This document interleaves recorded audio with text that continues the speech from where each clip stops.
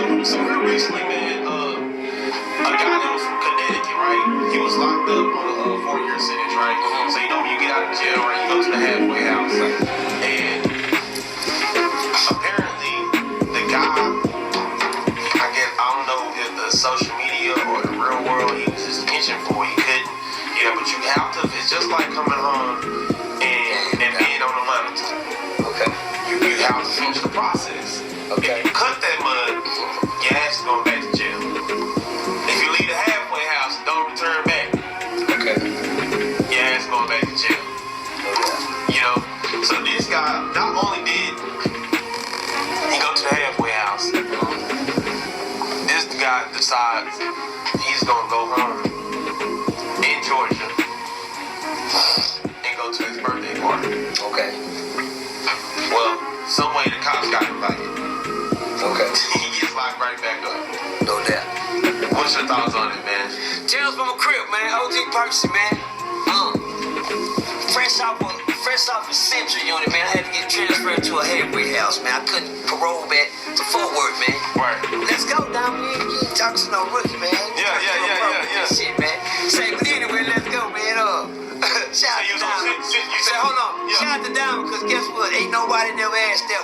But let's go. He don't know he finna hit a fucking roller coaster with this one. Yeah. Watch out. Tell from a crib, man. I was on Central Unit, man. I had just did an ISF sentence, man, for 6-month bid.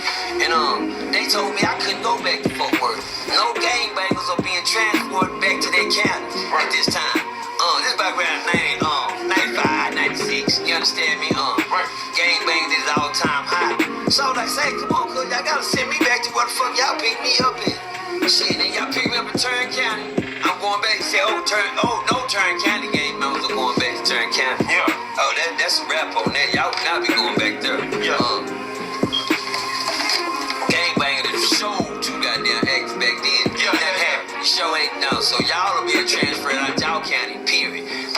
I'm looking at them. Can they do that? The law do what the fuck they want to do. Yeah.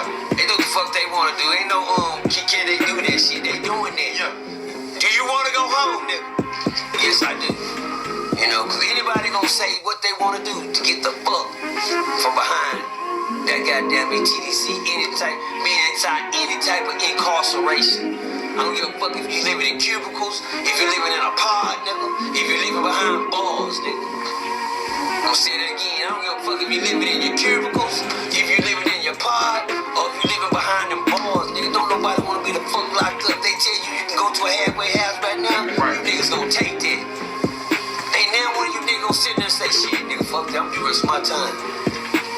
Everybody never fuck say, I'm trying to get in the halfway house. I'm trying to get in the halfway house. Well, tell from a crib, nigga.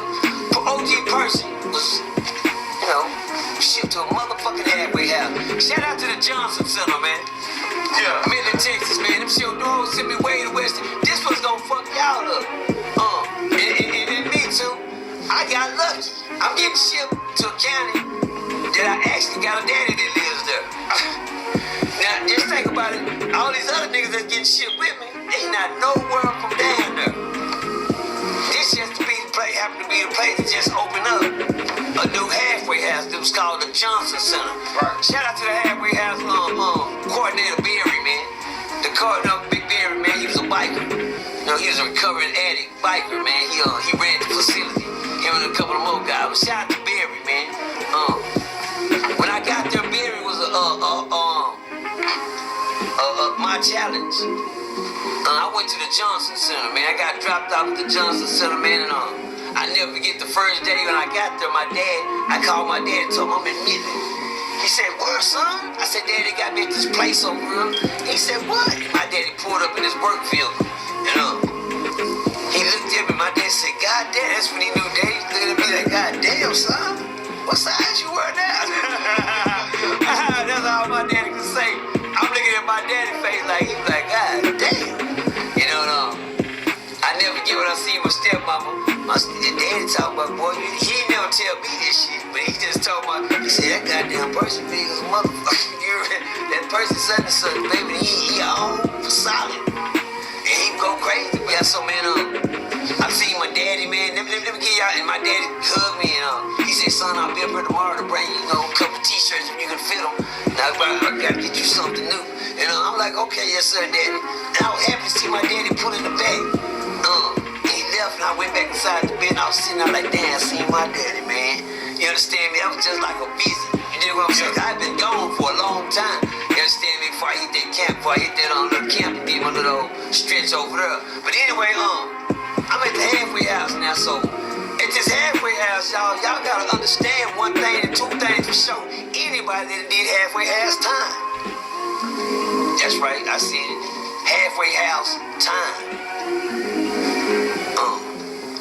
That motherfucker be just as worse as being locked up. Worst thing in the world to ever experience having 1 foot in and 1 foot out. I'm gonna let y'all soak in that for a minute. Right. When you let me out, I wanna be out. You don't take a prisoner, say I'm sending you to a halfway house and play with their motherfucking freedom. Back in the days, if you would've told any of the slaves they could go to a halfway house, they'll get there and take off running like a motherfucker. That's my escape. I can leave the place. Shit, anything to get out this motherfucker. But you don't send a person no halfway house. You niggas sign up for this halfway, you go to the halfway house. You just don't know, nigga, your biggest challenge is a place where, you got 1 foot in and 1 foot out. For a limited time, take up.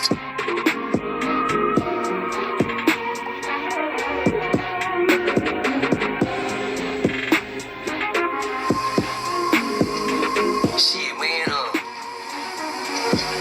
look at when you gonna finish your 2-year marriage. We call it a 2-year marriage. You do 6 months here. You understand me? You married to the system for that 2 years. Yeah. A lot come with that 2 years. You gotta know how to follow up it, cause everything within that 2 years is called slipping. I don't give a fuck if you do your time in prison, get out, go to the halfway house, find your job, get on your shit. Goddamn it, then you got another 2 year, another year after treatment. Yeah. 6 months here, 6 months there, and another 6 months there. You got the after treatment program, and then, us free. Shit, I'd rather see niggas get to us free. OG Percy just happened to go through the program. When I got there, you got niggas called facilitators and shit like that. You gotta get out, you gotta get into the halfway house program, state of mind. And the thing, I was at the Johnson Center halfway house, which was really a halfway house for addicts, NA&C, alcoholics, and people that came home from prison that had to do halfway house time. So in that program, you would have to have meetings all goddamn day. Right. Fuck. Cause I didn't go to school in prison. I don't go to no motherfucking meeting. Shit. But they get you ready for these type of places. Cause if you just left a IPTC, that which is an in-house prison therapeutic community, you would know how to survive, in these type of forms of action at the halfway house. But I'm gonna let y'all know, man. It's a gamble, man. You get around people that's going back to these halfway house. You go home. Let me rock with y'all for a minute. First, now I'm gonna make our statements first. I went to a halfway house and I blowed it. Yeah. My reason, I had to know. Let me get my my in-house prison therapeutic community on my therapeutic community on right quick. I fell into the same old behavior. I fell into the same old behavior. And it wasn't trying to, but when you leave prison, you have in your mind, I'm gonna go out here, I'm gonna do right. But my partner, he finna go to the halfway house and all he can think about is getting high. When he get there, he already, and that's all he talk about. See, people ain't gonna be scared to tell you who the fuck they are. You just gotta keep up with who the fuck you is now. This the demons you trying to get from around. You be quiet and solid, you know what I'm saying? Me, I was a solid there. Cause you niggas tripping, cuz. But one thing I always remember, nigga, I remember how I left. You hear me? I remember how I left before I got here. And if I ain't finna go fuck this up, Yeah. he ain't talk about this. Not like that. Hell no. Give myself a check, but back then I didn't give a fuck. I was right back to the action too. But I always thought, one thing about being locked up, you always make plans and dreams that you gotta reach you to accomplish when you get out. And when you make them plans and dreams, you got demons and devils and everything trying to make sure you don't accomplish that. And you don't know how to fight spirits that you can't see. You're not going to be able to accomplish that. But my thing is this, when I got to that halfway house, man, I'm saying that to say this, I was around people at these halfway houses that some wanted to do right and a lot of them didn't give a fuck. These niggas smoking dope in the bathroom. Now, the Johnson Center where I went to, I got lucky. I went to an upgrade. Man, hey, shout out to the Johnson Center, man. Talk about it. What? Yeah, you talking about? Yeah. Say, compared to what I've seen after I left the Johnson Center. It's a halfway house. Yeah, cause it's halfway house. What the fuck is this? Cause nigga, I don't wanna come home living like this, nigga. That's just like being, hell no, man. I don't even want to be these niggas living up in this motherfucker. They getting high in this motherfucker. Where's the rehabilitation at? Yeah. It's bad to come home to shit that you ain't even around in the world. I gotta come home, sit around this shit. I gotta make for the next 6 months around this shit, man. It's not also fucking up my plans I got. Right. It's fucking up my plans I got. Yeah. You know what I'm saying, B? Because when you sit in the barbershop too long, guess what? Yeah, you don't get a haircut. Yeah. Eventually. You get a haircut eventually. You sit in the barbershop too long, you get a haircut eventually. And 6 months is a long time to sit around niggas that's getting haircuts every day. Saying that to say this, man, it's a hard test to try to pass being around. I can lead this shit. Like I say, shout out to Barry, man. Shout out to Barry. Barry was a biker, man. A very hard cocaine addict, man. He told me his story on how he became the man that he was, and he worked on me. I was his project. I was Barry project when I came home. A gang banging ass nigga, CCI, crip crack, insane, didn't give a fuck. I was all crippin', I was on that shit then. Zero tolerance. I can see sometimes where my kids' head was in because I remember being them niggas. I remember being them kids. I remember being stuck in that frame of mind. Yeah. I remember, I can tell how they act. I remember being one of those. But I also remember the help I didn't have to get out of there. You know what I'm saying, me? And all I needed was somebody to, stronger muscle around here. You know what I'm saying? Iron sharpens iron. And when ain't nothing but a bunch of butter knives out here, shit. Yeah. Cause we ain't gonna be able to cut that brick. Yeah, that's right. The brick, nigga, with a butter knife. That's what it's like trying to cut. I'm saying that's what it's like trying to survive in a halfway house when you get there. You dig what I'm saying? Have you ever had Martinelli's apple juice before?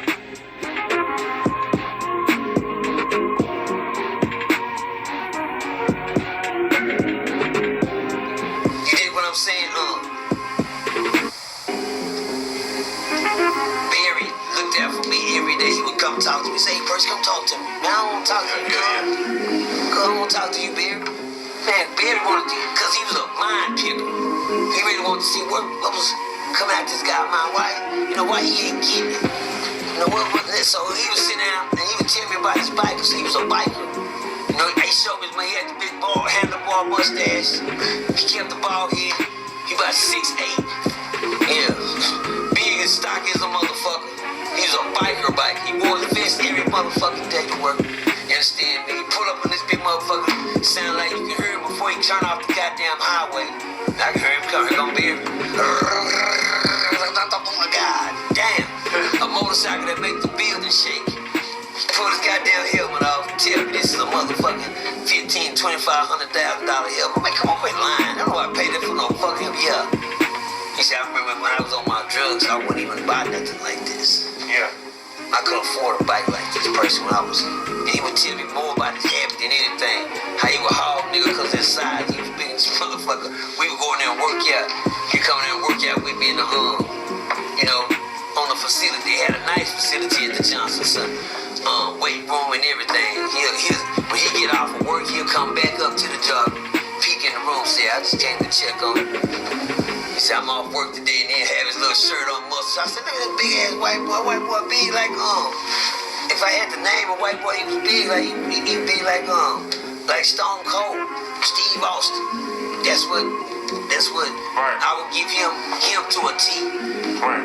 If I had to pick anybody in the world, Stone Cold, Steve Austin, they built just alike, looked alike, bald head, the attitude fucked up. I'm going for shit. Oh hell no. You understand me? And he was my biggest challenge. He kept me in process, man. Every weekend, you make sure I was going to the movies, out at the park playing softball all through the weekend, come through there and check on me. But when he leave, you know, I had to be myself, because people can't babysit you. You gotta go home and come back to work tomorrow. Right. It was when Barry left, it's when I became OG, I became P-Dog. You know what I'm saying, me? But during this time that I had to comply with the system, I complied with the system. My job in the halfway was to comply. But the thing is, in this halfway house, y'all look at these guys that come in with you. All of us came together. Let's say 5 of us came together. 10 of us came together. All of us sitting in there, we all, you know, we together. But you would see them same guys during the months leave. Yeah. There ain't no James gone. No, man. James gone, man. Where he go? You know, he relapsed. He did what? I don't even know what that word means. I'm like, what the fuck is that? He relapsed. And people kept saying this, y'all. You know, I can't even fucking read. Yeah. I don't damn sure know what relapse means. You know, I'm out of there. Y'all right. Y'all can laugh at me all goddamn day. Yeah. I let you know. I wasn't, you know, I don't come to me with the big word. Nothing over 5 love.